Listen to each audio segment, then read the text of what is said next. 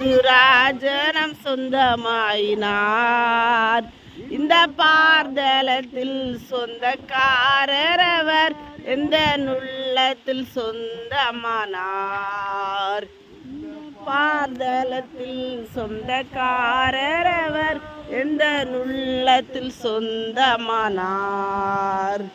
சின்னஞ்சிறு வயதில் ஆனந்தமே, இது மாபெரும் பாக்கியமே.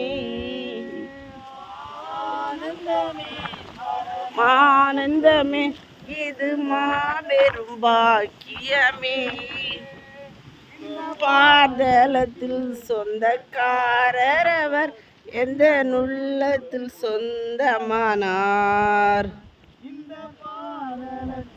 சொந்தக்காரர் அவர், எந்த நுள்ளத்தில் சொந்தமானார். பிதா குமாரன் பரிசுத்த ஆவியானவருக்கு மகிமை உண்டாவதாக. இந்த வேளையிலும் கூட பரிசுத்த வேதாகமத்திலிருந்து ஒரு வேத பகுதியை வாசித்து, அந்நாட்களில் யோவான் ஸ்நானன் யூதாவின் வனாந்தரத்தில் வந்து, மனம் திரும்புங்கள், பரலோக ராஜ்யம் சமீபித்திருக்கிறது என்று பிரசங்கம் பண்ணினான்.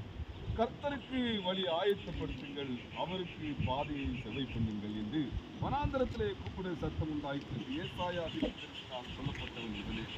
இந்த யோவான் ஒட்டக மயிமுடை தரித்து தன் அறையில் மார்க்கத்தை கட்டி கொண்டிருந்தான். வெற்றிக்குழியின் காட்டு செல்லும் அவனுக்கு ஆகாரமாயிருந்தது.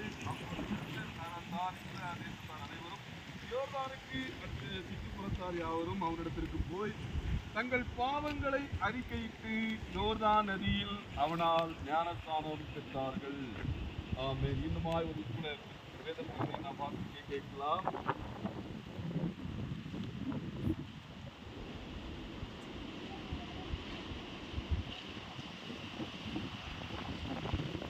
ஆண்டவராகிய இயேசு கிறிஸ்து கொடுத்ததான பிரதான கட்டளை, அதாவது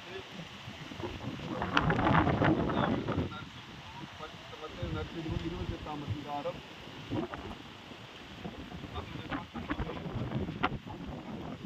ஆகையால் நீங்கள் புறப்பட்டு போய் சகல ஜாதிகளை சீசராக்கி, பிதா குமாரன் பரிசுத்தாவின் நாமத்தினாலே அவர்களுக்கு ஞானஸ்தானம் கொடுத்து, நான் உங்களுக்கு கட்டளையிட்ட யாவையும் அவர்கள் கைக்கொள்ளும்படி அவர்களுக்கு உபதேசம் பண்ணுங்கள். இதோ உலகத்தின் முடிவு வரைக்கும் சகல நாட்களிலும் நான் உன்னுடனே கூட இருக்கிறேன்.